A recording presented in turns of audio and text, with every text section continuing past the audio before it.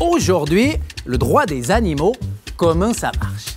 Durant des siècles et des siècles, les humains ont fait un gros distinguo entre le règne animal et l'Homo sapiens, estimant que tout ce qui n'est pas humain ne mérite pas plus de considération qu'un clou ou qu'un pneu, ou qu'une femme.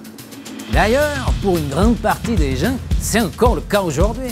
Ce qui explique pourquoi certains hurluberlus se permettent de tuer un animal pour le simple plaisir, ou pour se mettre dans sa peau, ou encore pour le manger.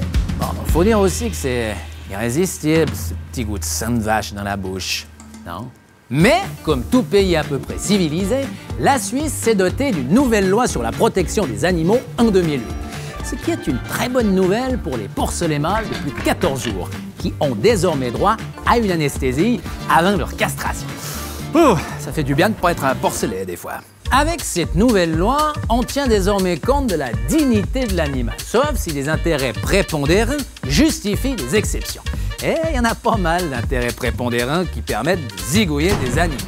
Par exemple, parce qu'on veut continuer de les manger, ou parce qu'ils viennent caquer sur notre balcon et que ça nous énerve, ou parce qu'ils sont mâles, donc inutiles. Il y en a 2 à 3 millions des poussins qui passent à travers la broyeuse chaque année en Suisse, et c'est même pas pour faire des nuggets. C'est dommage, parce que c'est très bon, tu vas goûter. Mais la nouvelle loi a aussi amélioré le bien-être des animaux vivants. Par exemple, on n'a pas le droit de détenir un cochon d'Inde seul dans une cage. Sinon, il s'emmerde et il déprime. Je vais venir te tenir compagnie. T'inquiète pas.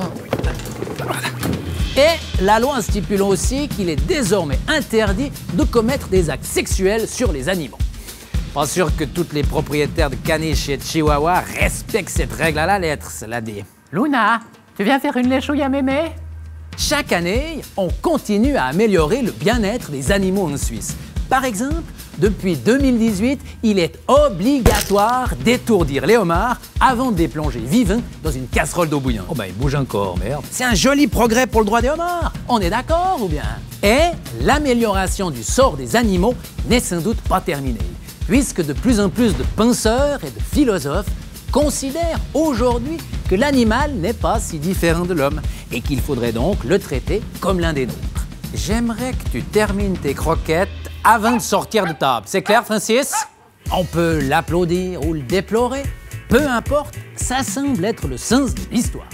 Parce que c'est quand même plus simple de se préoccuper des droits des animaux d'ici que de l'absence des droits des humains d'ailleurs. C'est quand même bien foutu, non?